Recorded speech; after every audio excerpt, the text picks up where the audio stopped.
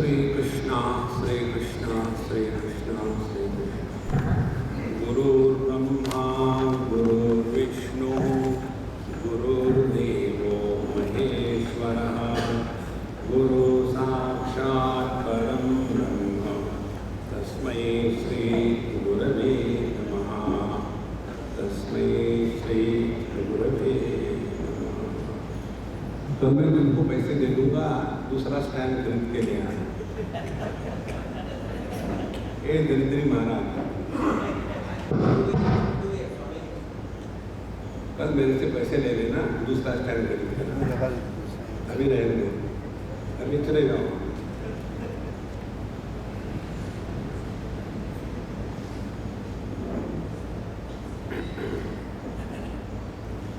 सदाचरण का तात्पर्य है कि हम अपने जीवन में ऐसा आचरण करें। सबको सुनने को आ रहा है क्या?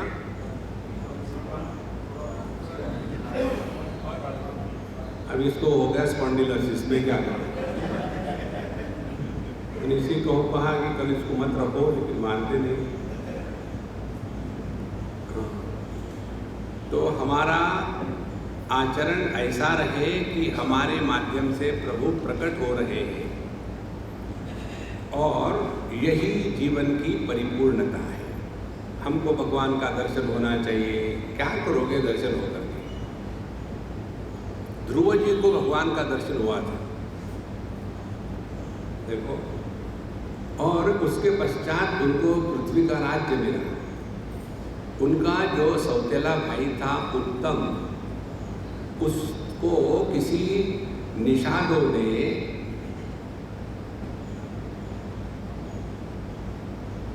बद्रीनाथ के जंगल में मार दिया था। तो ध्रुव जी को गुस्सा आया और कहते हैं, मैं पूरे इस निषाद के सभी को मैं मार डालूंगा, और निकले सबको मारने के लिए। उस समय मनु महाराज आकर के कहते हैं कि उद्धव, हे ध्रुव, तुम क्या कर रहे हो? लोग यही कहेंगे कि भगवान का दर्शन होने के बाद भी तुम्हारे अंदर से जो तुम्हारे अंदर में जो घृणा है, क्रोध है, द्वेष है, वो अभी समाप्त नहीं हुआ। माने भगवान का दर्शन जीवन का अंतिम लक्ष्य नहीं हो सकता। देखो, तो हम यदि ये कल्पना करें अध्यात्म माने भगवान का दर्शन, तो उसके आगे करोगे क्या? सवाल ये है ना। इसीलिए हमारा जीवन ऐसा रहे कि हमारे जीवन से अन्य को प्रेरणा मिले, और वो प्रेरणा तब मिलती है कि जब हमारे माध्यम से प्रभु प्रकट होते हैं। इसीलिए ये सदाचरण की बात बताई। जैसे जब हम जगत के साथ व्यवहार करते हैं तो देहो देवालय प्रोक्तः देहि देवो निरंजनः अर्चितः सर्वभावेन स्वानुभूत्या विराजते। हर एक व्यक्ति जो है वो एक भगवान का मोबाइल टेम्पल है,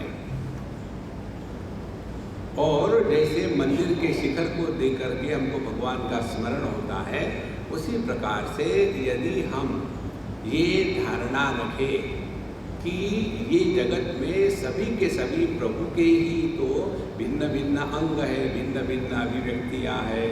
अब ध्यान से सुनना, इसका मतलब ये है क्या? जैसे जो ज़्यादा इंटेलेक्चुअल्स होते हैं वो ऐसा आर्ग्यूमेंट देते हैं। वो कहते हैं, हम तो अपने घर के सामने तुलसी का पेड़ क्यों रखें, हम तो कैक्टस रखेंगे।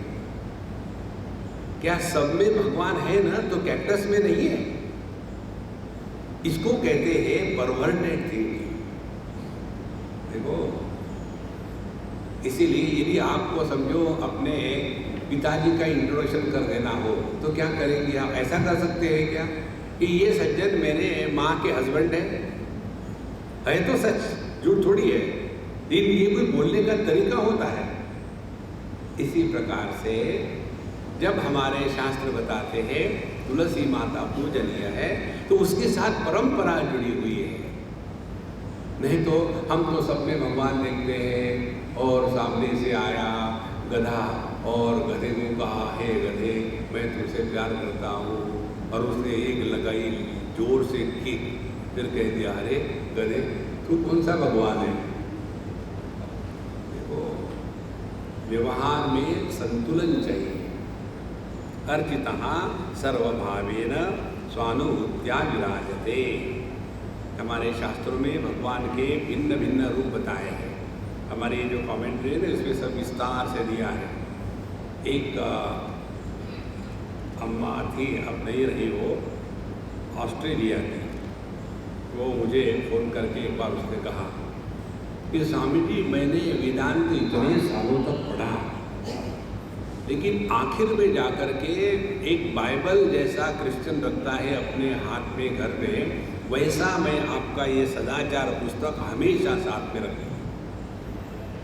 कहीं मुझे हॉस्पिटल में गई तो मेरे पास ये पुस्तक है, जर्नी कर रही हूँ तो मेरे पर्स में यही पुस्तक है, क्योंकि इसमें जितनी वस्तुएं चाहिए साधक के लिए वो सब का बहुत विस्तार से वर्णन हुआ है। इस एक ग्रंथ का आप अध्ययन करो सूक्ष्मता से तो आपकी सब गांठें जो है खुल जाएगी। उसके पश्चात आती है हमारी सदाचार की साधना, मौन और ध्यान। मौनम स्वाध्यायनम ध्यानम ध्येयम ब्रह्मानुचिंतनम ज्ञाने नेति तयो सम्यक निषेधांत प्रदर्शनम। अब मौन किसको कहते हैं? मौन का अर्थ है स्वाध्याय। स्वाध्याय का अर्थ है दो प्रकार से। एक तो शास्त्रों का नित्य निरंतर अध्ययन करना। जितना हम शास्त्रों का अध्ययन करेंगे हमारे दृष्टि में परिवर्तन आएगा, और हमारे दृष्टि में परिवर्तन आने से जगत के साथ हमारी जो इंटरैक्शन है उसमें परिवर्तन आएगा, और उसके साथ साथ हमारे जीवन के अनुभूतियों में भी परिवर्तन आएगा। अभी हम जो अनशन दुनिया में रिएक्शन करते हैं इसका कारण क्या है? इसका कारण यही है कि हमारे दृष्टि में दोष है। देखो एक सरदार जी के ट्रक के पीछे लिखा हुआ था, बुरी नजर वाले अपनी नजर टेस्ट करा रहे। दुनिया में कहीं गड़बड़ी नहीं है महाराज, गड़बड़ी अपने नजर में है, और अपने नजर को बदलने के लिए केवल एक ही उपाय है, और वो है शास्त्रों का अध्ययन। शास्त्रों का अध्ययन करके यदि हमारे जीवन में परिवर्तन नहीं आया तो हमने केवल पांडित्य में ही फंसे रहे। देखो इसीलिए मौनम स्वाध्यायनम पहली बात। दूसरी बात, मौन का अर्थ है अपने आप से बोलना बंद करो। हम सबसे ज्यादा अपने आप से बोलते हैं। देखो एक हमारे मित्र कहाँ के याद नहीं मुझे, एयरपोर्ट पर मिलने आए अंदर में, स्पेशल पास लेकर के जहाँ नहीं जाने देते, माला मूला लेके आए, शामिल ही। हमने कहा जरा शांति से रहो, हड़बड़ाहट करने की कोई जरूरत नहीं, आदमी आया है, तूफान नहीं आया, शांत हो। Swami ji, I want to market you at an international level. तो मैंने कहा हाँ फिर एडवर्टाइजमेंट क्या कर रहे हो? मैं नहीं चाहता कि 10, 20, 100, 50 लोग आके आपको सुने। मैं चाहता हूं कि पूरी दुनिया आपको सुने। मैंने बड़े बड़ों को ऑर्गेनाइज किया है, और साधु संतों के नाम उसने ऐसे गिनाए जैसे हम घर में बताते हैं आज हमारे यहाँ गोभी की सब्जी और भिंडी की सब्जी और पापड़, मिर्ची, अचार और दही और खिचड़ी बनी। उसी प्रकार से साधु संतों के नाम लेकर के कहते हैं कि मैं आपको ऑर्गेनाइज करूँगा। तो हमने कहा आपने इतना सत्संग सुना है? बोले मैं सुनता नहीं सत्संग, मैं तो लोगों के लिए करता हूँ। जब सत्संग चलता है तो लोगों को पकड़ के अंदर भेजता हूँ, जाओ सुनो। देखो संतो, दुनिया को सुधारने का धंधा हमको नहीं करना है। भगवान ने स्पष्ट कहा है कल के सत्संग में, जब आवश्यकता होगी तो मैं आ जाऊंगा। फिर हमको क्या करना है? उद्धरेदात्मनात्मानम नात्मानम अवसादयेत्। अपना उद्धार करो महाराज। हम तो डूबे हैं सनम, पब्लिक को साथ लेके डूबेंगे। तो इसीलिए स्वाध्यायनम, अपने आप से बोलना मन करे।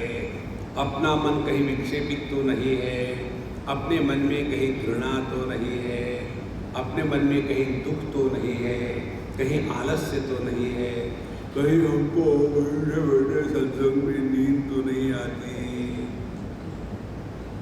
देखो,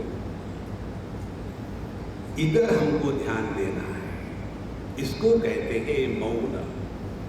मौनम स्वाध्यायनम ध्यानम ध्येयम ब्रह्मानुचिंतनम। अब ध्यान किधर देना है? ब्रह्म अनुचिंतनम। हमारे जीवन का लक्ष्य क्या है? क्या हमारे जीवन का लक्ष्य है इन छोटी मोटी चीजों में फंसे रहना? क्या हम इस जगत में गुलाम बनकर के रहना चाहते हैं? यदि अमुक वस्तु नहीं मिली तो क्या जीना है? देखो, जो व्यक्ति अपने आप को इस परावलंबन से मुक्त करता है वही असल में सुखी है। इसीलिए ध्येयम ब्रह्मानुचिंतनम। और जब हम नित्य निरंतर शास्त्रों का अध्ययन तत्व चिंतन करते रहेंगे तो क्या होता है? ध्यान से सुनना। एक बार हम एक हमारे मित्र है अमेरिका में, उनका बर्थडे था। वो और हम चले गए हवाई आइलैंड्स 4-6 दिन के लिए उनका बर्थडे मनाने के लिए। अब एक चाइनीज़ होटल में गए। वहाँ जाने के बाद हम लोग को गए ऑर्डर देने के लिए, घास फूस जो होगा खिलाओ, उससे बात करने के लिए। और वहाँ एक बड़ा एक्वेरियम था। तो मैं एक्वेरियम के सामने गया, मेरा कैमरा लेकर के, और देख रहा, कुछ फ़ोटो निकाल रहा, और फिर थोड़ी देर में ऐसा खड़ा रहा। स्वामी जी आप क्या देख रहे हैं? बोले बताओ क्या देख रहा हूँ। बोले फिश? नहीं। फिर इसके अंदर के डेकोरेशन? नहीं। बोले इसका साइज? नहीं। मुझे नहीं पता क्या देख रहे हैं। मैं बताऊँ? बताओ ना। पानी देख रहा हूँ। बोले पानी में क्या देख रहा है? हमने कहा पानी में मैं ये देख रहा हूँ कि यदि इसमें 2-4 मछलियाँ और डाल दो तो क्या पानी को बोझा होगा? और 2-4 मछलियाँ निकाल दो तो क्या पानी को अकेलापन महसूस होगा? और जब मछलियाँ पानी में दौड़ती है, घूमती है, तो क्या पानी को गुदगुदी होती है? अरे यार मत करना। तो मेरी दृष्टि उधर जा रही है कि इस समय जो पानी का अनुभव है वो अनुभव होता है साधु संतों का। देखो, यत्र यत्र मनो याति तत्र तत्र समाधयः।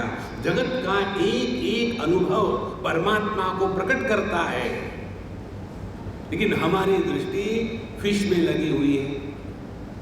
अब जो फिश देखने में लगा हुआ है उसको कैसे ये बात समझ में आएगी? देखो, ये जो दृष्टि है, इस दृष्टि को हमको डेवलप करना है।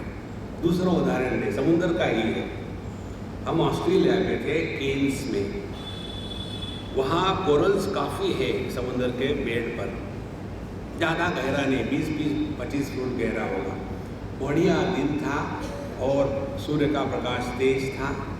हम गए समुद्र में 5-6 किलोमीटर बोट के साथ, कपड़े बदले और छलांग लगाई, और ऊपर ऊपर तैरो तो सब नीचे का दिखता है, बड़े सुंदर सुंदर मछलियाँ और सब कोरल्स दिखते हैं।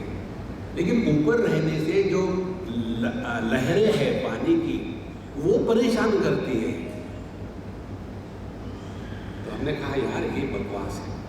फिर हमने वो पैरों के वो जो फैंस थे वो निकाल दिए, सर के ऊपर का जो लगाया था एंटीना वो निकाल दिया। हमने कहा भाई हम तो अंदर जाएंगे।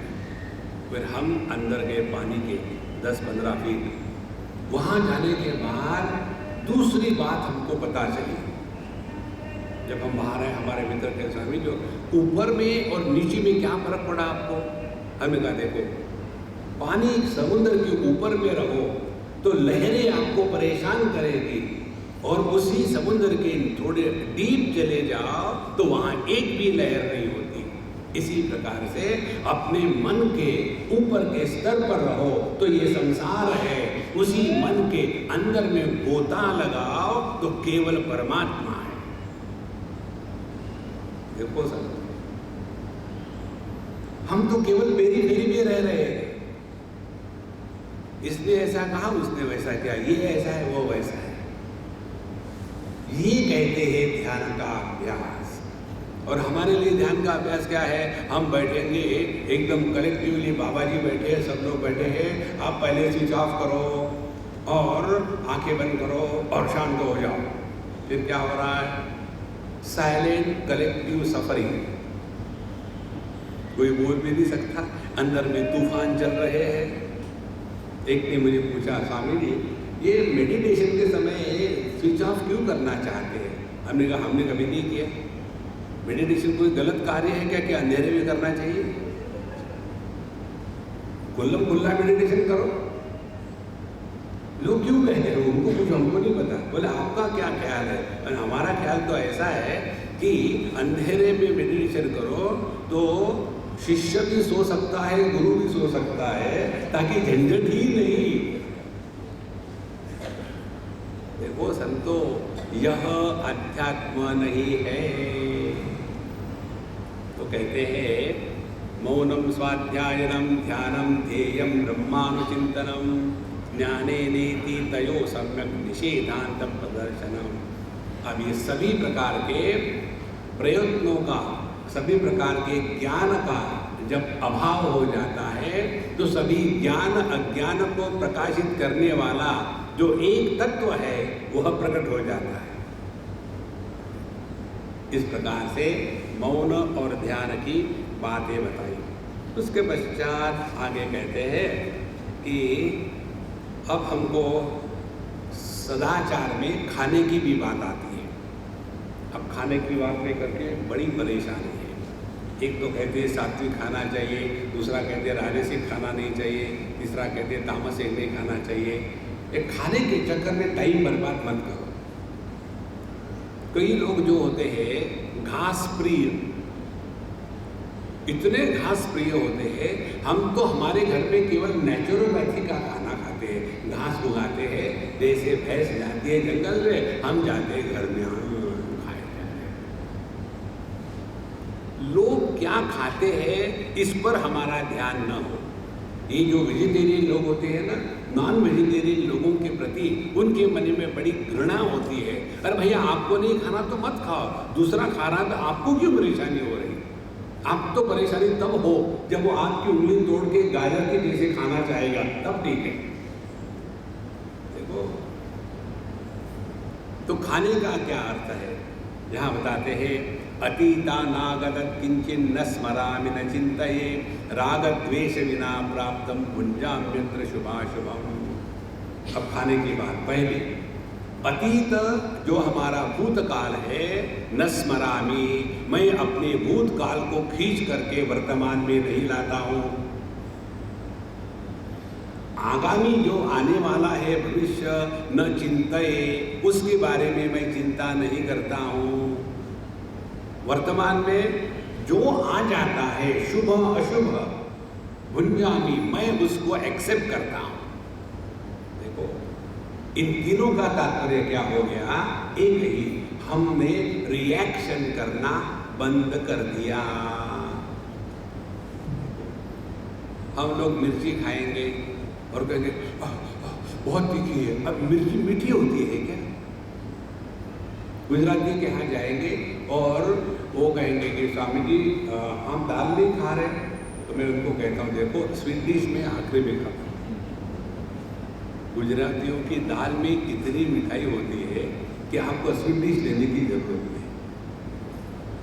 तो जहाँ हमने अपने जीवन में जो आया उसको वैसा का वैसा स्वीकार करे, उसके ही द्वारा अपने मन का संतुलन बनाए रखता है आदमी।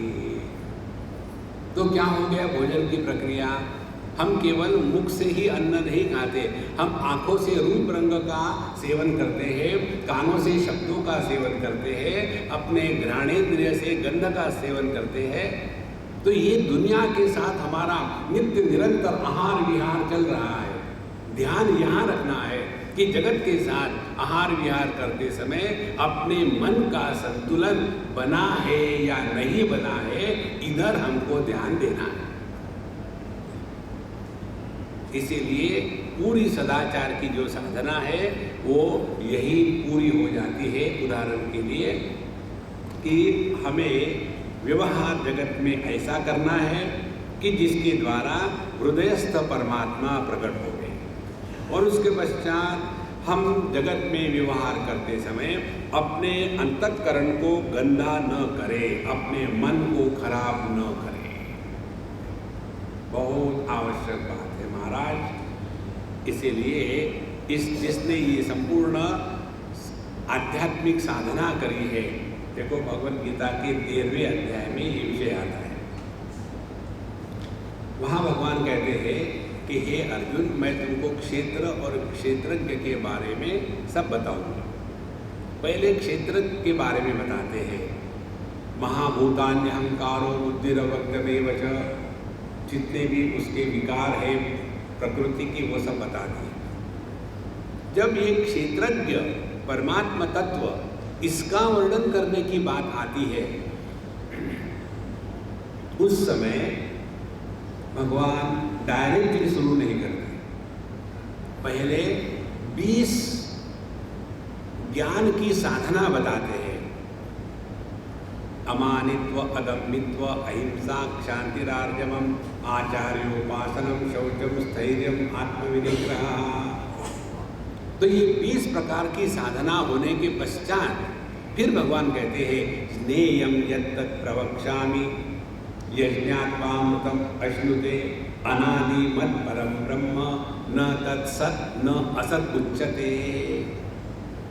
कि हे अर्जुन, अब मैं तुमको जो जानने योग्य परमात्मा तत्व है उसके बारे में बताता हूँ। क्या है ये तत्व? अनादिमत, जिसका कोई आदि नहीं है, और इसको ना तो सत कहा जा सकता है ना तो असत कहा जा सकता है। जो सत असत के परे है वह तत्व है। आई बात समझ में? स्वामी जी, हम इतने सालों से सुन रहे सत्संग, लेकिन कुछ नहीं हो रहा है। कारण क्या है? पहले ये 20 पॉइंट की साधना नहीं करी। देखो संतो, शब्दों का अर्थ जब हृदय में प्रकट होता है तभी जीवन में परिवर्तन आता है। बहुत सिंपल बात है। तो हमने ये सदाचार की साधना करी। अब इसके पश्चात अब वेदांत की बात शुरू करते हैं। यहाँ तक के साधक को तैयार किया है।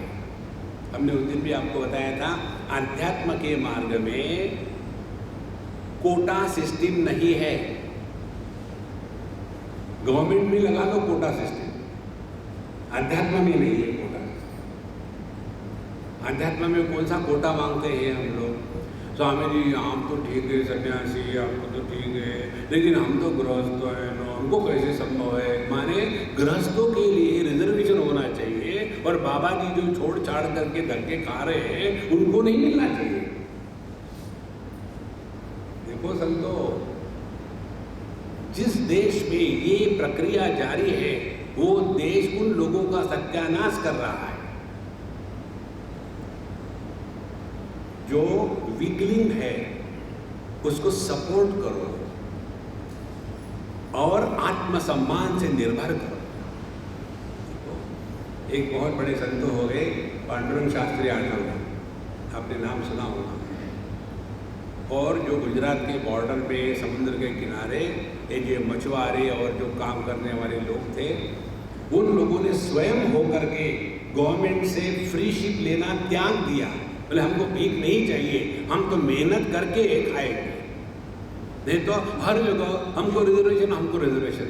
व्यक्ति को मैं गया बीता हूँ ये कहने में शर्म नहीं आती? First deserve and then desire। तो यहाँ भी अध्यात्म में ये दिमाग से निकाल डाले अपने कि हम यदि गृहस्थ है तो हमको कंसेशन मिलना चाहिए। कंसेशन कुछ नहीं, यहाँ सबके लिए वही नियम लागू है। तो इसके पश्चात अब वेदांत की बात करते हैं। अभयम सर्वभूतानां ज्ञानमाहुर्मनीषिणः निजानंदे स्पृहानान्ये वैराग्यस्यावधिर्मतः। अब ज्ञान वैराग्य ये दो शास्त्रों के या अध्यात्म शास्त्र के दो पंख है। यदि केवल ज्ञान हो वैराग्य ना हो तो गाल बजाने वाले वेदांती पैदा हो जाते हैं, जिनको कहते हैं लिपस्टिक वेदांती। जिनके लिपों में वेदांत टिका हुआ है वो है लिपस्टिक वेदांत। और ऐसे वेदांती क्या करेंगे, बिल्कुल हाथ में पूर्ण कुंभ से उनका आगमन होगा। न कर्मणा न प्रजया धनेन त्यागेन कि अमृतत्व मानसो। सन्यासियों ने त्याग करना चाहिए। होने के पश्चात दक्षिणा निकालो, इतनी ही दे दी। देखो महाराज, त्यागे नहीं कि अमृतत्व मान, उस मंत्र का अर्थ उतरता ही नहीं जीवन में। इसीलिए केवल गाल बजाने से ज्ञान नहीं होता। ये तो वैसा ही है, किसी पक्षी के एक ही पंख तगड़ा है और दूसरा वीक है और वो उड़ने का प्रयत्न करेगा तो वही के वही घूमते रहेगा जमीन पर। और यदि किसके पास वैराग्य बहुत है लेकिन ज्ञान का दिवाला निकाला हुआ है तो केवल कष्ट सहन सकते हैं। देखो आपको, आप यदि चले जाओ कुंभ मेला इत्यादि सब जगहों में, आपको वहाँ बहुत बड़े वैराग्य मिलेंगे और उनका वैराग्य वाकई में ग्रेट होता है। बिल्कुल सामान भी कुछ नहीं होगा, पैदल चलेंगे, नंगे पैर चलेंगे, तो सोने के लिए कहीं हो ना, सब कुछ है। लेकिन तत्व चिंतन की बात करो तो कुछ भी नहीं। देखो फिर उनके लिए वही है कि मैं यहाँ गया था, मुझे ऐसा चमत्कार हुआ, वहाँ गया था वैसे चमत्कार हुआ। असली चमत्कार तो ये है कि हम कुछ नहीं होते हुए भी कुछ ना कुछ बने हुए हैं। इस बनावटी चीज से अपने आप को हटा देना है। देखो इसीलिए जीवन में दोनों की आवश्यकता है, ज्ञान भी चाहिए और वैराग्य भी चाहिए। केवल ज्ञान से केवल पांडित्य होगा, केवल वैराग्य से शारीरिक कष्ट होंगे। असली वैराग्य ये है कि देह हमारा नहीं है, हम देह में रहने वाले हैं लेकिन देह के साथ हमारा कोई संबंध नहीं है। देखो जहां आपने देह के साथ संबंध त्याग दिया, जितनी भी जगत की उपलब्धियां हैं और जितने भी हमारे रिश्ते नाते हैं उनसे हम अपने आप अलग हो गए। तब जाकर के ज्ञान और वैराग्य का संतुलन होगा। ज्ञान की परिपक्वता को वैराग्य कहते हैं। जैसे एक सिक्का, उसकी दो बाजू होती है। सिक्का कभी एक बाजू का नहीं होता। एक बाजू है ज्ञान, दूसरी बाजू है वैराग्य। दोनों हमेशा साथ साथ ही रहना चाहिए। इसीलिए अब ज्ञान किसको कहते हैं? अभयम सर्वभूतानां ज्ञानमाहुर्मनीषिणः। ज्ञान किसको कहते हैं? कि जिसके कारण जगत में कोई भी व्यक्ति को भय नहीं लगता।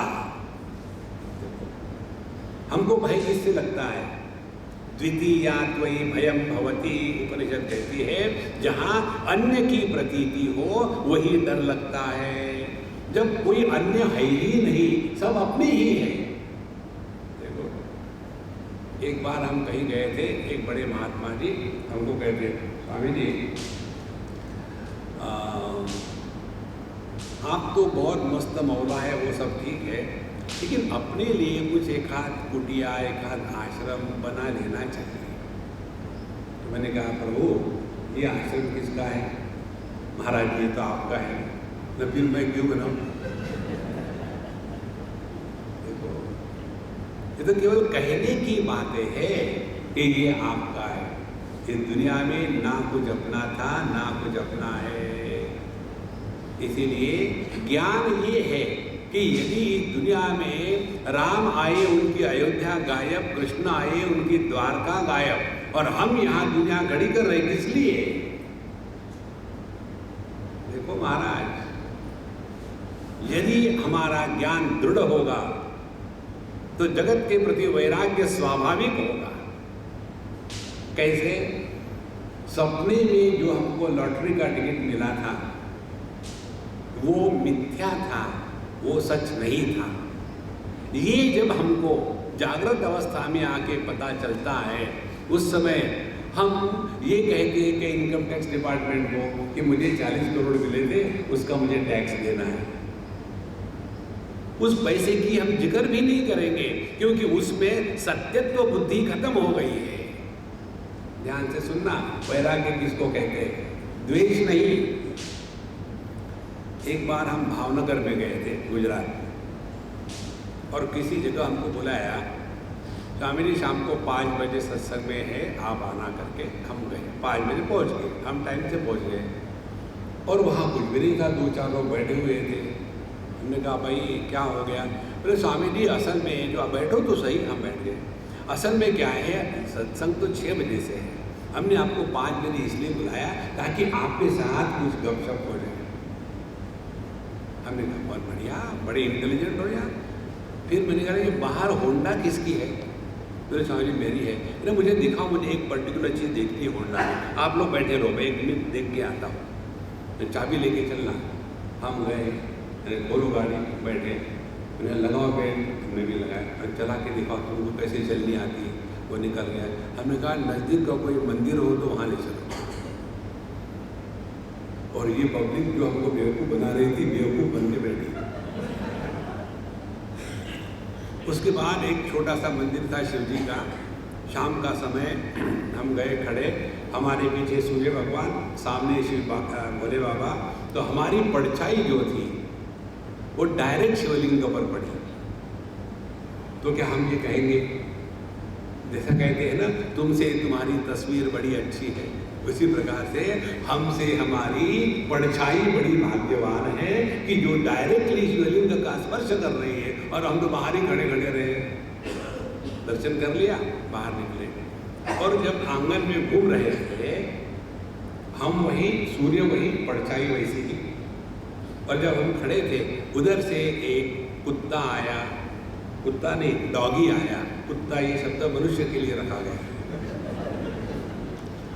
एक डॉगी आया, और डॉगी आकर के क्या करता है, जो करना चाहिए, उसने पहले आत्म प्रदक्षिणा करी, और उसके ऊपर ओम पूर्णमदः पूर्णमिदं पूर्णात् पूर्णमुदच्यते। तो जब उसने हम पर अभिषेक किया, माने हमारी जो परछाई है उस पर अभिषेक किया, तो क्या मुझे अपवित्रता लगेगी? देखो संतो, तो जिस प्रकार से हमारी दृष्टि उस परछाई के प्रति होती है, वैसी दृष्टि जब जगत के प्रति हो जाएगी ना, तो उसको वैराग्य करने की जरूरत नहीं है। हमने ही जगत को सत्यत्व दिया है। हम ही सोचते हैं इसके सिवा कुछ होगा नहीं। देखो बुढ़ाओ जब हो जाते हैं ना आदमी, पति पत्नी, 2 में से एक की विकेट गिर जाती है, दोनों साथ साथ आउट नहीं होते। तो जिसकी विकेट गिर गई है वो तो चला गया या चली गई, और जो बचा है वो रोता है, और उसके सिवा मैं कैसे रहूँ, उसके सिवा तो मेरे जीवन संभव नहीं है।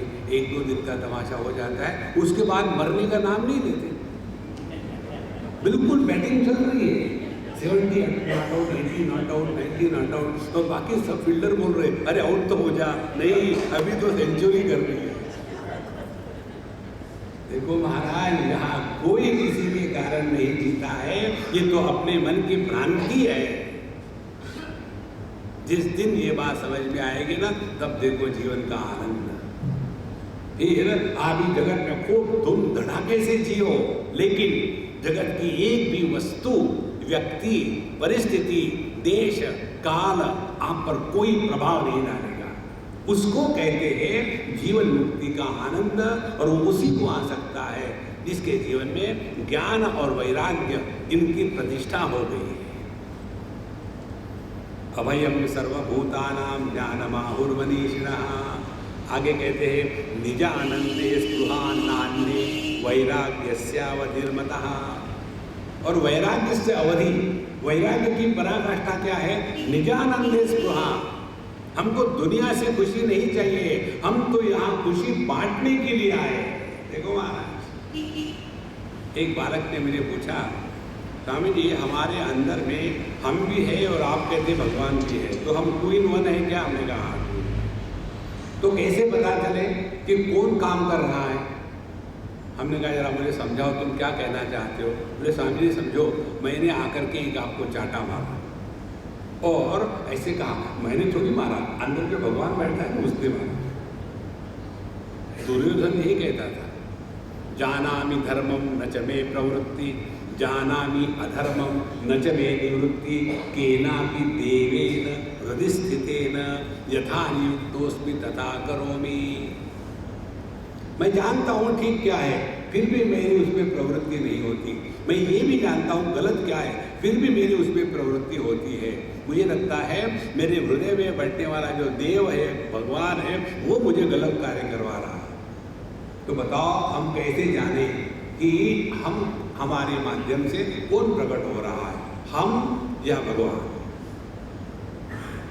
ध्यान से सुनना। तो मैंने कहा कि बेटा तुम्हारा प्रश्न बहुत ही सुंदर है, इसीलिए मुझे बच्चों के प्रश्न अच्छे लगते हैं, उनमें जिज्ञासा होती है। बड़ों के प्रश्न नहीं होते, कंप्लेन होती है। दुनिया बनाने वाले काहे को, कंप्लेन करने वाले बुढ़ाओ और जिज्ञासा वाले साधक होते हैं। तो उस बच्चे ने पूछने के पश्चात मैंने कहा कि देखो बेटा तूने बहुत बढ़िया प्रश्न पूछा है, ये चॉकलेट ले लो। तो उसने लिया चॉकलेट और अपने जेब में रखा। मैं खाओ ना, खाते क्यों नहीं? अरे नहीं खाऊंगा, नहीं मैं वापस करूँ? वापस भी नहीं करूँ। क्यों? बोले मैं अपने सिस्टर को दूंगा। मैं सिस्टर को देने से क्या होगा? तुम खाओ, तुमको दिया है। नहीं नहीं नहीं, I will give to my sister. अरे क्यों? स्वामी जी आपको सिस्टर है? हमने कहा नहीं। तो फिर आपको समझ में नहीं आएगा। तो कितनी बड़ी बात है। देखो वो क्या कह रहा था कि जब मैं अपने सिस्टर को दूंगा वो खुश हो जाएगी, उसकी खुशी में मेरी खुशी है। संतो, लेने से जो खुश होता है वो जीव है, देने से जो खुश होता है वो भगवान है। और ये कब हो सकता है? कि जब अपने हृदय में वैराग्य प्रकट हो गया हो तब। नहीं तो और चाहिए और चाहिए और चाहिए, और इतना लेंगे कि बस पूछो ही मत। और फिर भी समझ में नहीं आता, हमने इतनी सारी चीजें इकट्ठी कर ली है, क्या कभी खुश हो गए हैं? देखो 1 जनवरी 2012 को शादी थी और पता चला था 31 दिसंबर 2010 में। तब से ये महारानी खड़ी है अपने वार्डरोब के सामने, ये पहनू की नहीं, ये पहनू की नहीं, इसके साथ तो मैचिंग ब्लाउज है नहीं, इसके साथ तो जूता है नहीं, इसके साथ तो कमर पट्टा है नहीं, घंटे में वही खड़े हैं। The more choice you give to your self, more miserable you are. lesser the choice you give to yourself, happier you are.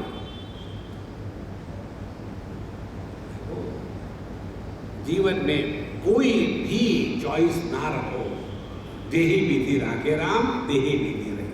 देखो जो जीवन में कैसा आनंद आ जाता है। इसलिए निजानंदे स्पृहा, हमको दुनिया से कोई अपेक्षा नहीं है सुख की, हमारा तो अपना बैंक बैलेंस फुल है एकदम। तो निजानंदे स्पृहानाने वैराग्य से अवधिर्मतः, यही वैराग्य है। जगत के वस्तु व्यक्तियों से आज तक किसी को सुख नहीं मिला है। आत्मनस्तु कामाय सर्वम प्रियम भवति। अब ये ज्ञान वैराग्य की सिद्धि के लिए क्या करना है?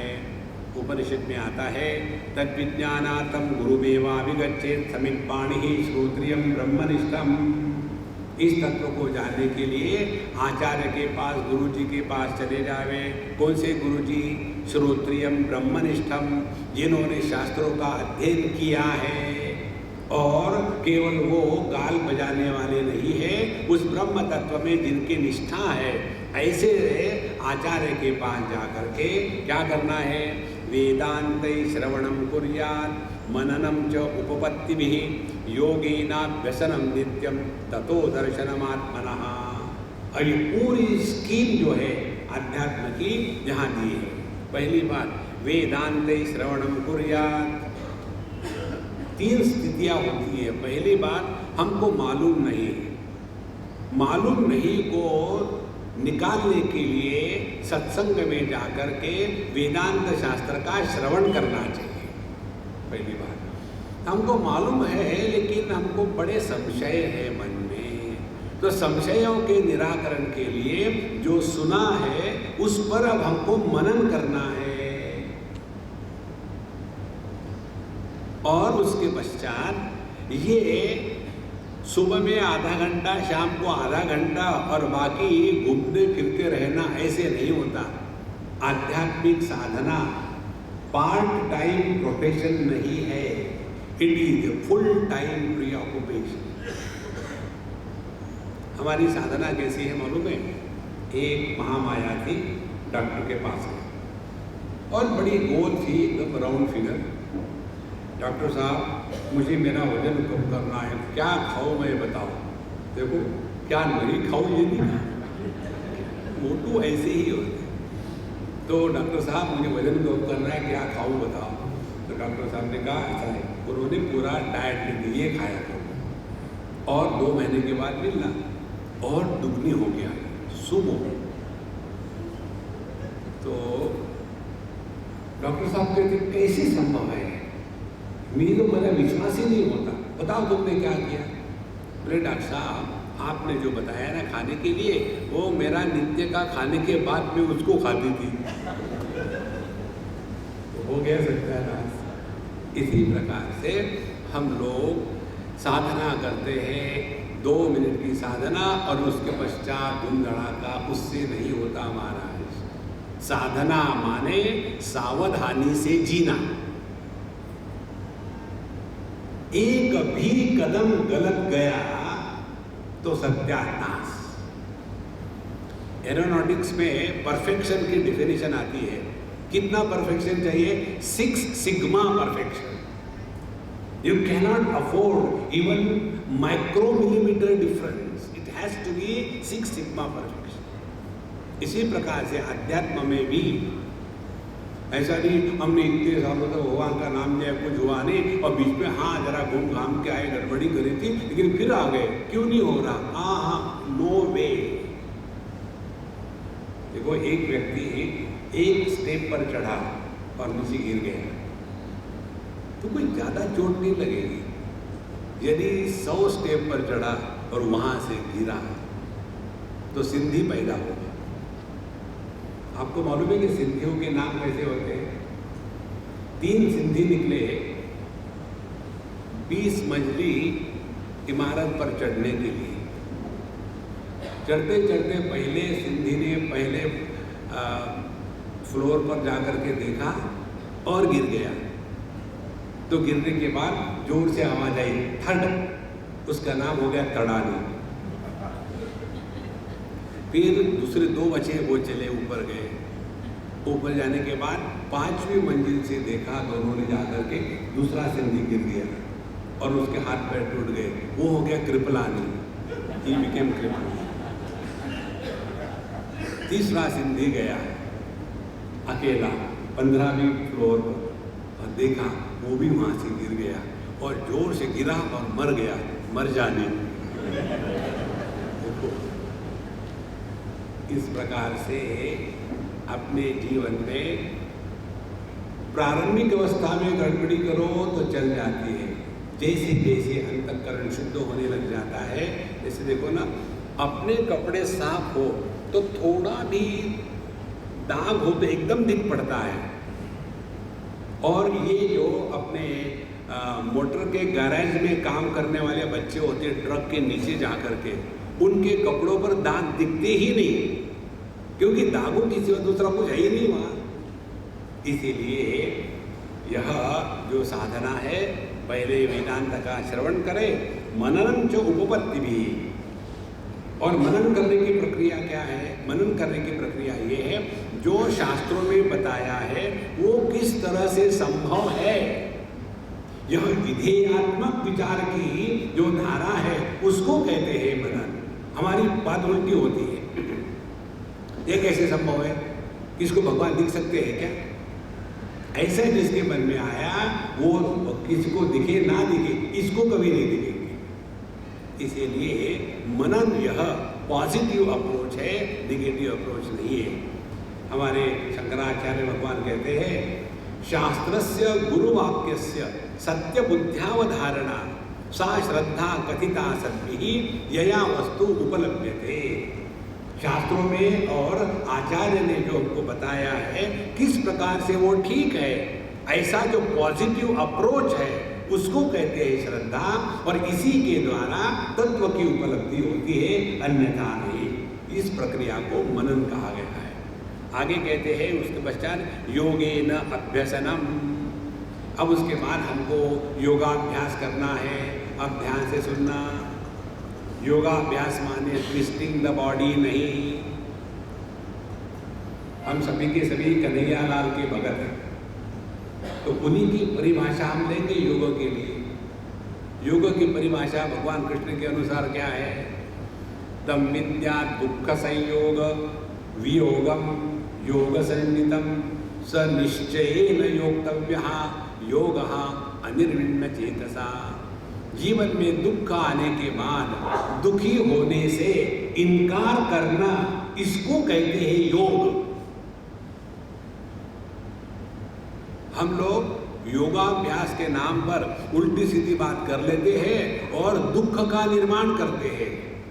एक हमारे मित्र बड़े अच्छे, he must be in his late 40s और अर्ली 50s। एक बार हम जब गए उनके यहाँ तो हमको लेने आए अपनी कार में, कॉलर बांधी हुई है यहाँ नेक को पैर ऐसे आगे। हमने कहा महाराज जी क्या हो गया भाई? बोले स्वामी जी स्पॉन्डिलिसिस हो गया और डॉक्टर ने कहा है जिंदगी भर पहनना पड़ेगा, मैं तो परेशान हो रहा हूँ। हमने कहा घर चलो। घर गए, अरे इसको हटाओ, हम तुमको ठीक कर देते, लेकिन एक कंडीशन पर, ये उल्टा सीधा योगा करना बंद करो। बोले स्वामी जी हम जो कहोगे करूँगा, ये उसी के कारण हुआ है। ये क्या हुआ है? बोले मैं शीर्षासन करने लग गया आधे घंटे, फिर कंपटीशन 1 घंटा शीर्षासन, उसी प्रकार से भुजंगासन। और ये जो आसन होते हैं ये 2-2 मिनट आधा मिनट के लिए होते हैं, लेकिन मैंने क्यों मैं कम हो गया आधे घंटे, और उसके कारण सब यहाँ की जो एनाटॉमी है वो डिस्ट्रॉय हो गई। और उसके बाद अपने कॉलर, अब कौन सा योगा करोगे? कॉलर योगा, फिर कॉलर योगा। फिर हमने उसको ठीक ठाक किया। हमने इसके बाद एक ही बात समझना, योग का तात्पर्य है जीवन में दुख आने के बाद दुखी होने से इनकार करो। इससे बढ़कर के और कोई योगा नहीं है, नहीं तो जिंदगी में ऐसे ही रहेंगे। देखो महाराज, हमने इतना भगवान का नाम लिया लेकिन कुछ नहीं हुआ। देखो हमने बच्चों के लिए ये लाया वो लाया, लेकिन कुछ नहीं हुआ, कैसे बिगड़ गए। देखो महाराज, ये योगा नहीं है। योगा मन पर काम करना है, योगेन अभ्यसनम। अब इसका अभ्यास करना है। क्या अभ्यास करना है? देखो आपको जिम करने के लिए जिम्नास्टिक्स में जाना पड़ता है, आपको योगा करने के लिए ये योग ऐसा उल्टा सीधा करना पड़ता है। लेकिन ये जो भगवान कृष्ण का योग है, दुख को लाने के लिए प्रयत्न नहीं करना पड़ता, दुख फ्री आ जाता है। देखो कल हमने बताया था ना आपको, एक सज्जन के घर पुलिस पहुंच गई। हमने सोचा सुना है तुम्हारे यहाँ बहुत विस्फोटक सामग्री है, तो सज्जन ने कहा हाँ बिल्कुल ठीक है। कहाँ है? बोले मैके गई है।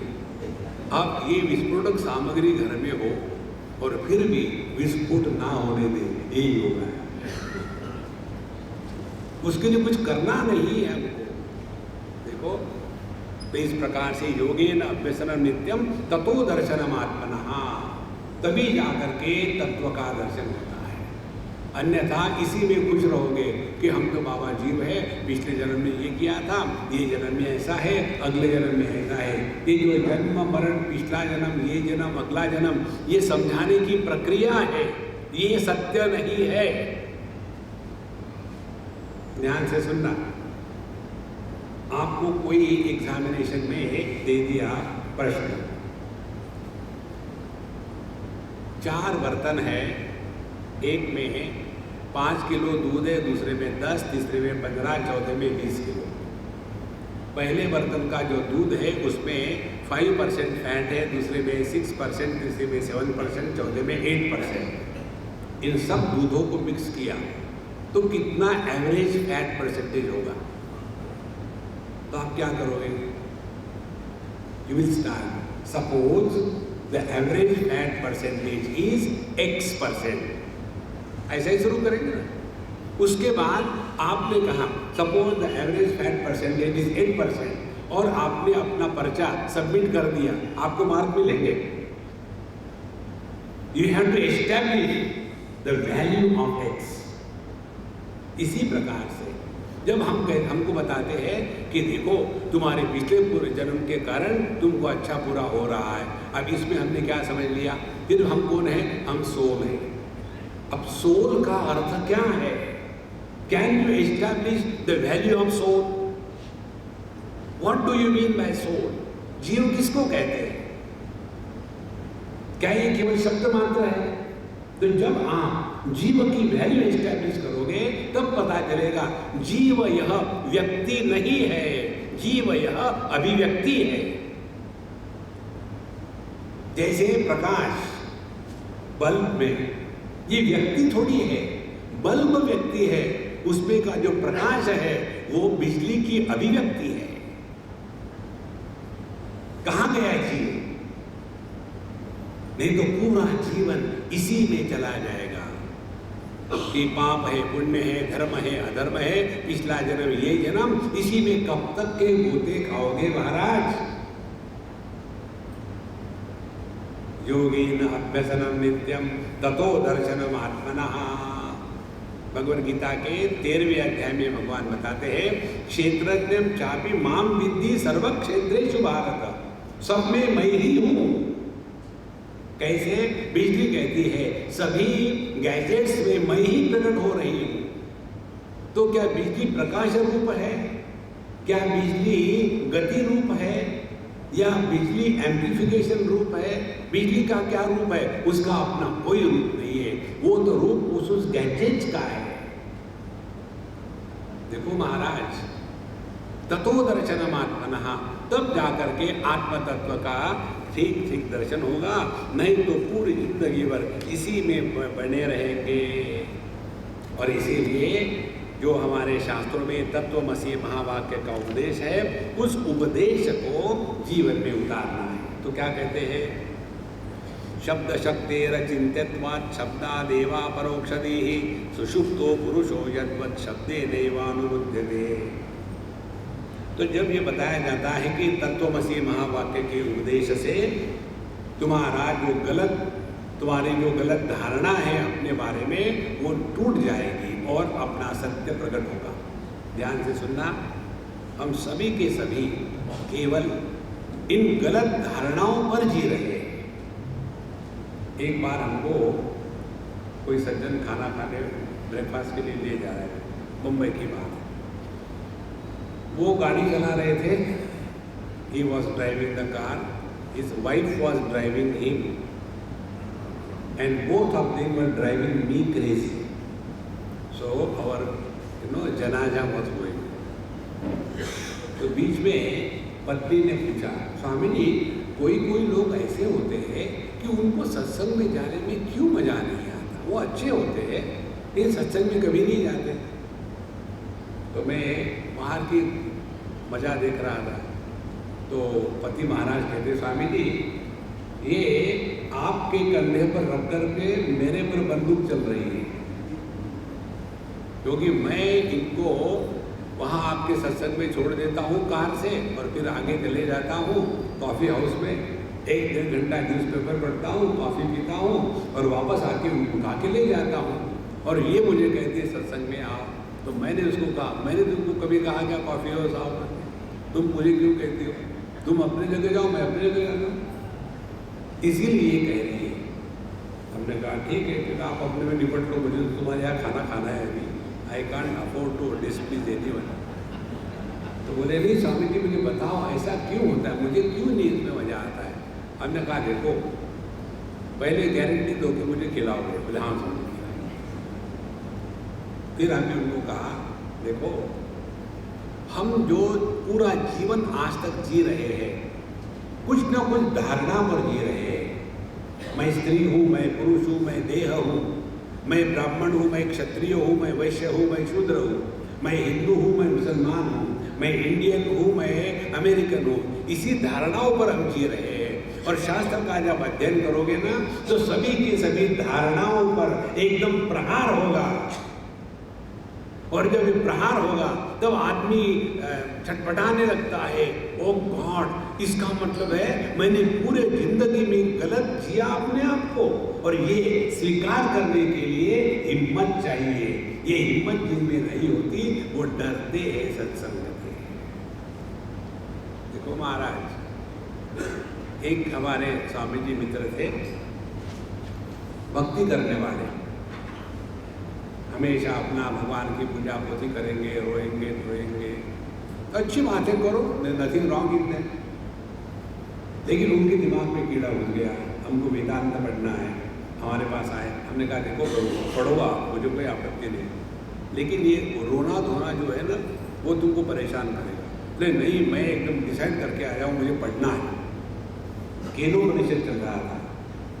यन मनसा न मनुते येन आहुर्मनोमतं तदेव ब्रह्मत्वं विद्धि नेदं यदिदम उपासते। जो मन का विषय नहीं है, जिसके कारण मन में मनन करने की क्षमता है, वह परब्रह्म परमात्मा है। वह परब्रह्म परमात्मा तुम स्वयं हो, ना कि ये घंटी बजाने वाली उपासना। ऐसा उन्होंने सुना, हरे राम राम, रोना धोना शुरू, हे कृष्णा कृष्णा कृष्णा। नायमात्मा बलहीनेन लभ्यः। मुंडकोपनिषद कहती है यह तत्व का ज्ञान जो बलहीन है उनके लिए नहीं है। गलत धारणाओं का त्याग करना ये सबसे बड़ा त्याग है। सबसे पहली गलत धारणा है मैं देह हूं। इस गलत धारणा का त्याग करो, बाकी सब चीजें अपनी आप निकल जाएगी। देखो हमने शादी करी, शादी करने के बाद हमारे पति के घर चले गए हैं। वहाँ जाने के बाद अपने हिंदुस्तान में अमेरिकन स्टाइल पुरानी है, get married to a boy and you get in laws free, purchase 1 mattress and get 2 pillows free. उस प्रकार से हमने शादी करी और हमारे पति के जो माँ बाप थे वो हमको फ्री मिले सास और ससुर के रूप में। और सास ससुर ये दो प्राणी ऐसे होते हैं कि बहू को कष्ट देने के लिए भगवान ने निर्माण किया। अब मैं तंग आ गई, अब क्या करे क्या करे क्या करे, इस पर मेरा चिंतन चलता रहा। अब क्या करूं मैं? फिर एक दिन मुझे ज्ञान हुआ, ये मेरे पल्ले पड़े हैं क्योंकि मैंने इससे शादी करी है। तो फिर मैंने अपने पति को कहा भाई अपना क्लिक नहीं होता, लेट अस से गुड बाय। जैसे मैंने अपने पति से डाइवोर्स किया उसके बाद सास ससुर को छोड़ने के लिए कौन सी प्रक्रिया करनी पड़ेगी? इसी प्रकार से देह के साथ तादात्म्य किया, ये दुनिया के सास ससुर सामने खड़े हो गए। जहां देह के साथ तादात्म्य समाप्त हो गया, ना तो मैं स्त्री हूं ना पुरुष हूं, ना तो मैं गरीब हूं ना अमीर हूं, सब के सब जितने भी बंधन है वो देह भाव से ही प्रारंभ होते हैं। इसीलिए यहाँ भगवान कहते हैं कि यह जो तत्वमसी महावाक्य का उपदेश है वो यही बताता है कि तुम कौन हो। तो इस पर एक ऑब्जेक्शन उठा करके उसका उत्तर देते हैं, शब्द शक्ते ही अचिंत्यत्वात् शब्दादेवा परोक्षदि सुषुप्तो पुरुषो यद्वत् शब्दे नैवानुपद्यते। ये मत समझना कि तत्वमसी महावाक्य उपदेश का कोई अर्थ नहीं है। शब्द शक्ति बहुत जबरदस्त है। देखो जो मंत्र का उच्चारण करते हैं ना, ओम ह्रीं क्लौं क्लीं फट, तो इसका अर्थ नहीं हमको मालूम है, लेकिन उससे शक्ति निहित है। देखो एक ग्रंथ है शिव सूत्र, उसके द्वितीय पाद में द्वितीय अध्याय में ये जो मंत्र शक्ति है उसका पहला सूत्र है चित्तम मंत्र। तो उसका जो मंत्रों की जो शक्ति का स्थान है पूरा का पूरा उसमें विवरण आया हुआ है। तो शब्द शक्ति को महत्व का है, समझना है। ऐसे नहीं इन्होंने कह दिया तत्वमसी कुछ नहीं हुआ, ऐसे नहीं होता। आपको समझना है शब्दों की शक्ति, तो ये एक्सपेरिमेंट करो। बम्बई में चले जाओ, सुबह 9 बजे चर्च गेट रेलवे स्टेशन पर पूरी बम्बई वहाँ से ऐसे उतर के आती है जैसे आदमियों की सुनामी आ रही है। उस समय आप अपोजिट दिशा में जाना, सबको क्रॉस करके, और उसमें से एक सन्न मुसन्न तगड़े आदमी को रोकना और उसको पूछना, अरे बेवकूफ़ कहाँ जा रहे हो। उसके बाद देखना इस बेवकूफ़ मंत्र का अर्थ कितना जबरदस्त होता है। एकदम उस शब्द के सुनते ही उसका प्रभाव उसके बाइसेप्स पर होगा, वो फ्लेक्स हो जाएगी और ऐसी रिलैक्स होगी आपके नाक पर कि नाक पीछे से आ जाए। जब गाली का इतना प्रभाव पड़ता है तो भगवान के नाम का कितना प्रभाव पड़ेगा। देखो महाराज, इसी प्रकार से ये जो शास्त्रों में उपदेश करते हैं तत्वमसी, तो हमने अपने को क्या समझा है, देह हूँ, अब देह से निराकरण होगा, फिर जीव हूँ, क्या जीव नाम की कोई वस्तु है कि यह अभिव्यक्ति है। देखो एक बल्ब यदि फ्यूज हो गया तो बिजली की कोई हानि नहीं, और बाकी बल्बों में तो बल्ब का लाइट आ ही रहा है, तो किसका नाश हुआ। इसी प्रकार से समझो मैं यहाँ मरा तो जीवन तो दुनिया चल रही है, कहीं कुछ नुकसान नहीं हुआ। फिजिक्स का एक नियम है, when a candle burns nothing is lost because energy can never be created and matter is never destroyed. There is only a mutual conversion. तो यह जो तत्व है इसको हमको पहचानना है आत्मरूप से। इसीलिए शब्द शक्ति अचिंत्यत्वात्, तो ये तत्वमसी महावाक्य का उपदेश आगे जाके करेंगे। तो ये बहुत अचिंत्य शक्ति है। उदाहरण देते हैं, सुषुप्तो पुरुषो यद्वत् शब्देन एव अनुबुध्यते। कोई सो रहा हो, गड़बड़ चल रही हो, तो उसको उसका डिस्टर्बेंस नहीं होता, लेकिन उसके नाम से पुकारो तो वो जग जाता है, क्योंकि उसके नाम के संस्कार उसके मन में इतने डीप और सटल होते हैं। किसी ने नाम पुकारा तो नींद से आदमी उठ जाता है। इसी प्रकार से यह जो शास्त्रों का उपदेश है अपने स्वरूप के बारे में, वो निश्चित हमको अपने स्वरूप का दर्शन कराता है। आत्मानात्म विवेकेन ज्ञानम भवति निर्मलम गुरुणा बोधित शिष्यः शब्द ब्रह्माति वर्तते। अब हमको क्या ज्ञान प्राप्त करना है? आत्मा अनात्मा विवेक। आत्मा माने मैं, अनात्मा माने मैं नहीं। इन दोनों में हमको अब अलगाव करना है। मैं जब कहता हूँ कि मैं बूढ़ा हूँ तो उस समय मैं का अर्थ है देह। जब मैं कहता हूँ कि मैं भूखा प्यासा हूँ तब मैं का अर्थ है प्राणमय कोश। जब मैं कहता हूँ मैं सुखी दुखी हूँ तो मैं का अर्थ है मनोमय कोश। जब मैं कहता हूँ मैं सक्सेसफुल हूँ, फेलियर हूँ, तो मैं का अर्थ है विज्ञानमय कोश। तो हम है कौन? देखो, पापो हम पाप कर्मा। जब ये बात स्पष्ट रूप से समझ में आ जाएगी कि मैं का अर्थ क्या है, कौन है ये मैं, तब पता चलेगा कि देह मन प्राण बुद्धि इनके न होते हुए भी जिसकी सत्ता अकाट्य है वह मैं है।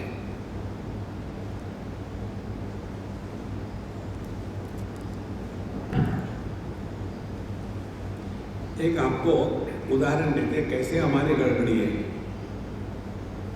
हम कहते हैं सोनार के पास जा करके कि भाई गहनों में सुवर्ण है ना, कि नकली है। असल में क्या है, गहनों में सुवर्ण नहीं होता, सुवर्ण में गहने। गहने सत्य नहीं है, सुवर्ण सत्य। दूसरा उदाहरण, हम लोग फोन से बात करते हैं, आवाज अंदर से आती है, लेकिन क्या आवाज अंदर है या आवाज अंदर प्रकट हो रही है? Sound waves are outside the phone is in the sound waves. जब आप कई बार फोन करते हो तो आपको मैसेज आता है ना, जिस नंबर को आपने डायल किया है वो कवरेज के बाहर है। इसी प्रकार से इस चैतन्य के चिदाकाश में हम सब कुछ सभी के सभी मोबाइल फोन के जैसे हैं और साउंड वेव्स के जैसे हमारा कोई लिमिटेड क्षेत्र नहीं, अनंत है। और यह चैतन्य चिदाकाश में हम जो मोबाइल फोन के जैसे घूम रहे हैं, उसमें यह चैतन्य जब मन के रूप में प्रकट होता है तब जीवन है। और यदि उस आपके फोन से आपने सिम कार्ड निकाल दिया, फोन है लेकिन उसमें से आवाज नहीं आएगा। इसी प्रकार से हमने अपने में से प्रारब्ध सिम कार्ड निकाल दिया तो मुर्दा पड़ा है। देखो सब, हम देह में नहीं है, देह हम में है। मया ततमिदं सर्वं जगदौ व्यक्तमूर्तिना मस्थानि सर्वभूतानि न चाहं तेष्वस्थितः न च मस्थानि भूतानि पश्य मे योगमैश्वरं भूतभृन्न च भूतस्थः ममात्मा भूतभावनः। भगवान 9वें अध्याय में कहते हैं कि मैं जो निर्गुण निराकार हूँ, इसमें यह संपूर्ण सगुण साकार विश्व ये मुझ में है, इसीलिए वो मुझ में है लेकिन मैं उनमें नहीं हूं। लेकिन मेरी दृष्टि से देखो तो ना तो वो मुझ में है ना तो मैं उनमें हूं। जब ये बुद्धि सुलझ जाएगी तब हमारा ज्ञान निर्मल होगा। अभी हमारा ज्ञान मलिन है। जिस ज्ञान में त्रिपुटी का जन्म होता है वह मलिन ज्ञान है। शिव सूत्र के पहले अध्याय के तीसरे सूत्र में शायद एक सूत्र आता है। पहली बार जब हमने उसको पढ़ा तो एकदम हम हिल गए। उसमें लिखते हैं ज्ञानम बंधः, ज्ञान ही बंधन है। और पूरी जिंदगी हम यही पढ़ते आए थे कि ऋते ज्ञानान्न मुक्ति ही, ज्ञान के सिवा मुक्ति होती नहीं। और वहाँ शिवसूत्रकार कहते हैं ज्ञान ही बंधन है। और फिर हम चक्कर काटने लगे, अरे राम राम, तो आज तक जो किया वो कचरा ही है। और फिर पता चला कि जिस ज्ञान में त्रिपुटी निर्माण होती है वह ज्ञान बंधन कारक है। और उसको शास्त्र ज्ञान कहते ही नहीं, उसको अज्ञान कहते हैं। ध्यान से सुनना, अज्ञान का तात्पर्य ज्ञान का अभाव नहीं, ज्ञान की अपूर्णता को अज्ञान कहते हैं। देखो कौन सी ज्ञान की अपूर्णता है? मेरे आंखों से जितना दिखता है वही सत्य है, उसके परे कुछ हो आई डोंट एक्सेप्ट इट। मैंने जो अपने बुद्धि से समझा है उतना ही सत्य है, उसके परे है वो मुझे स्वीकार नहीं है। तो हमने अपने इंद्रियों की कमियों को सत्य माना है, यही ज्ञान की अपूर्णता है। इसीलिए अपने ज्ञान को निर्मल करने के लिए आत्मा अनात्मा का विवेक, यह साधना यहाँ बताएंगे इसके बाद। और गुरुणा बोधितः शिष्यः शब्द ब्रह्मादि वर्तते, और इसके लिए हमको अपने गुरु महाराज के पास जाना है। अब गुरु कौन होते हैं, ध्यान से सुनना। गुरु के साथ दो प्रकार के लोग रहते हैं। एक तो होते हैं शिष्य और दूसरे होते हैं भगत जी। जो शिष्य होते हैं वो स्वयं को बदलने के लिए गुरु के पास आते हैं, और जो भगत होते हैं वो गुरु को बदलवाने के लिए पहुंचते हैं। देखो, इसीलिए शिष्यों के साथ रहना आसान है, भक्तों के साथ रहना भयानक है। कैसे हम आपको बताएं। बम्बई की बात है, हम उस दिन सुबह 6 बजे से 1 बजे तक 5 बार खाना खा चुके थे, और जब वापस जा रहे थे तो हमने पहले कह दिया था देखो हम नहीं आएंगे। स्वामी जी 2 मिनट के आना, कई महीनों से आप हमारे यहाँ नहीं आएंगे, ठीक है आएंगे, लेकिन चाय नहीं, पानी नहीं, कुछ भी नहीं खाएंगे पीएंगे। नहीं कुछ मत खाना, आप तो जाओ क्यों देख लेंगे। गए, पूरा खाना सजाया हुआ था टेबल। हमारे सिंधी मित्र बहुत बढ़िया खाना बना के रखा था, 20-25 डिशें। स्वामी जी कुछ तो खाओ, हमने इतना प्यार से बनाया है। हमने कहा मैंने तुमको कहा था मैं खाऊंगा तो मर जाऊंगा। बोले कोई बात नहीं।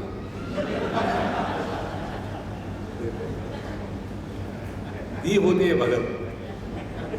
जो अपनी मनवाना चाहते हैं वो भगत है, और जो स्वयं मानने को तैयार है वो शिष्य है। भगत बनना बहुत आसान है।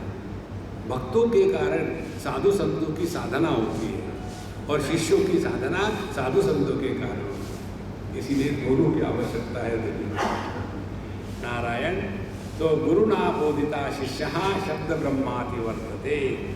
व्यक्ति अपने प्रेम को व्यक्त करना सोचता है कि मैं बड़ा प्रेम कर रहा हूँ, लेकिन वो प्यार व्यार मैं क्या जानूँ नहीं। वो प्यार व्यार कुछ नहीं होता, ये जिद्द होती है। हम जो चाहते हैं वो होना चाहिए। देखो, एक हमारी अमेरिका की अम्मा ये नारा है, उन दिनों में मैं चपाती खाता था, तो मैंने कहा देखो मैं 2 चपाती खाऊंगा, ज़बरदस्ती मत करना। तो ठीक है, वो जो बेलना होता है और नीचे का जो क्या कहते हैं उसको, ग्राउंड वाला पट्टा वो था, तो उसने वो निकाल दिया डायरेक्टली। वो जो किचन का मार्बल का प्लेटफॉर्म होता है उसके ऊपर भी चपाती नहीं, चपाता इतना बड़ा, ऐसे 2 बनाए। तो स्वामी जी आपने कहा था 2, मैंने 2 ही बनाए, खाई। हमने इतना प्यार से आपके लिए बनाया।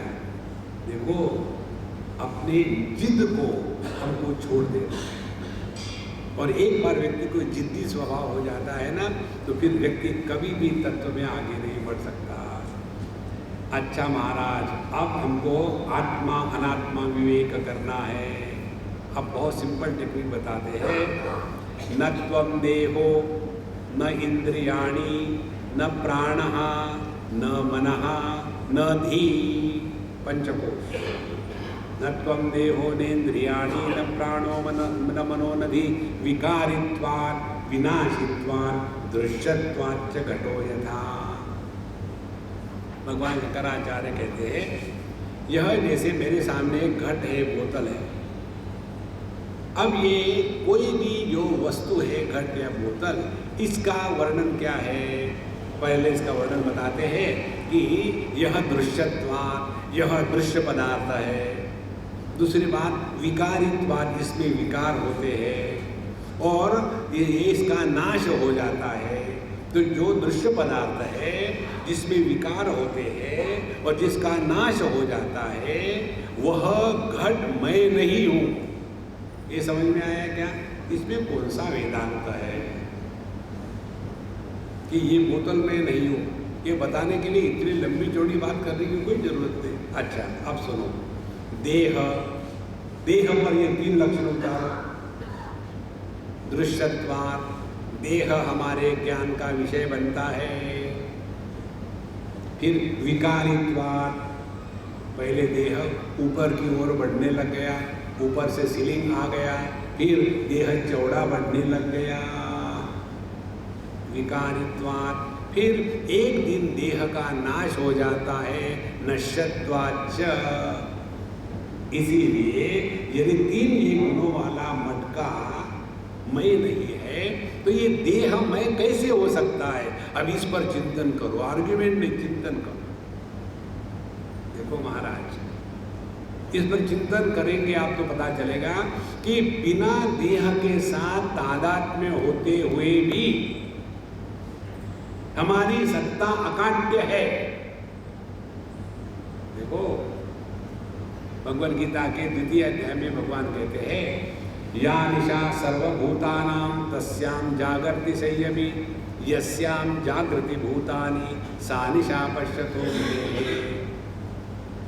जिस तत्व के प्रति यह साधु पश्यतो मुनेः, यह जो संयमी साधु संत अवधूत महात्मा है, ये जिसमें जग गया है, उसमें आम आदमी सो रहा है।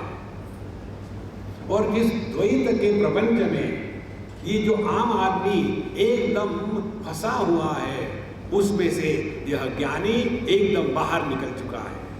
देखो यही बात यहाँ कहते हैं कि गहरी नींद में हम अपने अभाव को अनुभव नहीं करते, लेकिन देहात्म भाव का अभाव होता है।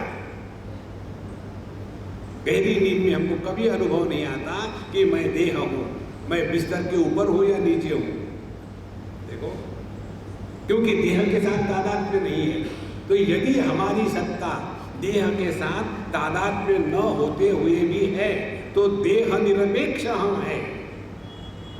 तो यदि हम देह निरपेक्ष है तो देह के विकारों को हम अपने विकार क्यों माने? देखो संतो, नहीं ये तो सब ठीक है, लेक्चर के समय बाद में कमर में दर्द, इसमें दर्द, उसमें दर्द, अरे राम राम राम राम, फिर हमने समझा नहीं।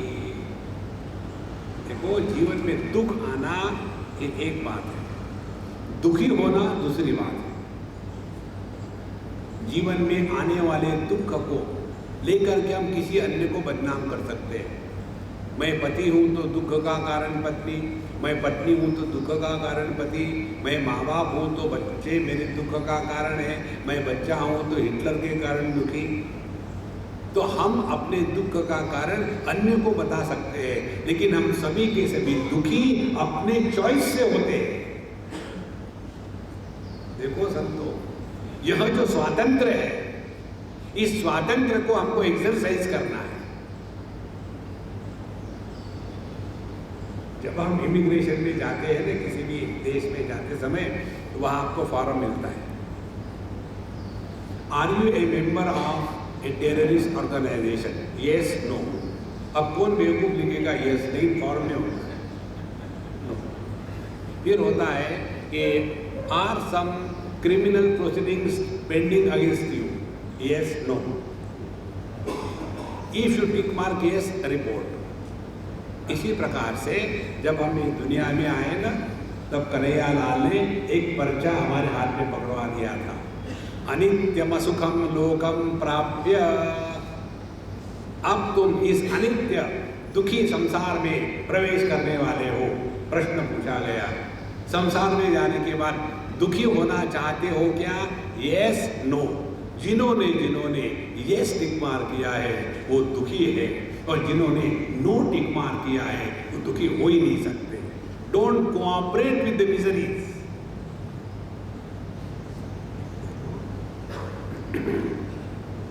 यही साधना है। इसलिए दुख को निर्माण करने की कोई आवश्यकता नहीं। आप सभी गृहस्थ हो, जंगल में जाकर के साधना करने की कोई जरूरत नहीं। आपके दुख का कारण आपके घर में विराजमान है। पति पत्नी होकर के जो हंस सकते हैं वो साधक है। नॉर्मली पति पत्नी साथ में रह करके झगड़े के सिवा कुछ करते ही नहीं। तो न त्वम देहः फिर न इंद्रियाणी। दूसरी बात, जब हमारी आंखों में गड़बड़ी होती है तब हम जानते हैं आंखों में पर्दा आ गया कैटरेक्ट का, अब मुझे दिखता नहीं, वो भी जानते हैं। पर्दा हटाया, वो भी जानते हैं। आंखें बंद हो गई, आंखें टूट गई, अंधी हो गई, वो भी हम जानते हैं। तो हम कहाँ इंद्रिय है? न त्वं देहो न इंद्रियाणि न प्राणः। प्राण भी हम नहीं हो सकते क्योंकि प्राणों का नियंत्रण हम करते हैं। जो प्राणायाम करते हैं ना, कि हमने पहले ब्रीथ इन किया, श्वास अंदर ले लिया और फिर पकड़ के रखा, कितने में 16